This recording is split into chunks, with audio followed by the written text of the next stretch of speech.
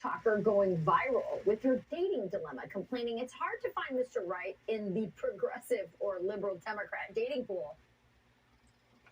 As a liberal woman, it is really hard to find a man who is willing to play the more traditional masculine role in the relationship in today's day and age. Who is not a conservative? A man who wants to pay on the first date, who wants to open your door, who has that want and desire to take care of you and to provide. Who is not a conservative? First, I gotta start out by saying I simply can't relate, probably because, number one, I'm not a liberal. Secondly, I'm happily married to a masculine conservative man, probably because I'm not a liberal. But I do feel for her a little bit because she's hardly the only one who's experiencing these problems right now, especially among my generation, Gen Z. And this is because Gen Z has largely rejected the traditional conservative values of codependence between the sexes, differences between the sexes. These are values that my generation no longer values, and the result is deep unhappiness among people who are trying to find a potential spouse or partner. And this is the problem with progressivism, especially in its manifestation of feminism, is that when you reject these basic facts about human beings, we end up being unhappier. I think about this general social survey that has been taken since 1972.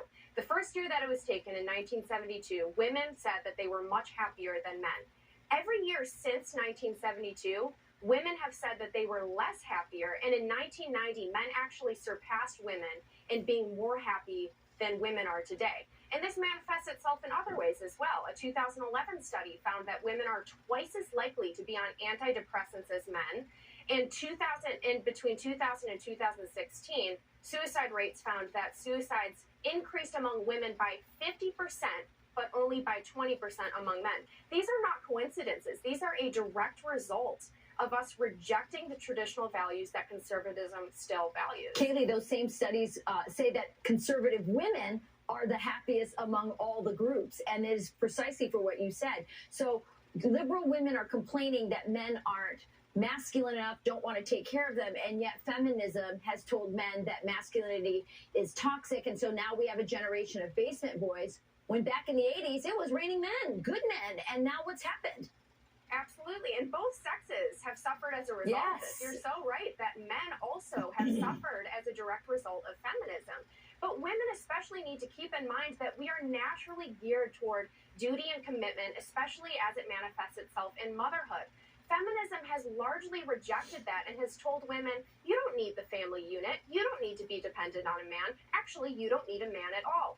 And we are unhappy as a result of that. Our grandmothers and mothers were happier than my generation is today. And I think that's really sad.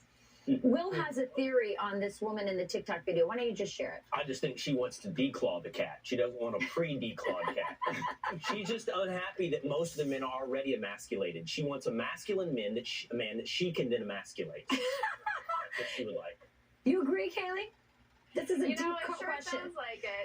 It's funny because it goes both ways, right? She wants a masculine conservative man, but why shouldn't a masculine conservative man want a conservative woman? Exactly. So, again, it's a two-way street here. Yeah, exactly right. Kaylee McGee-White, fun conversation. Thanks for being on this morning. Yeah. Thank you.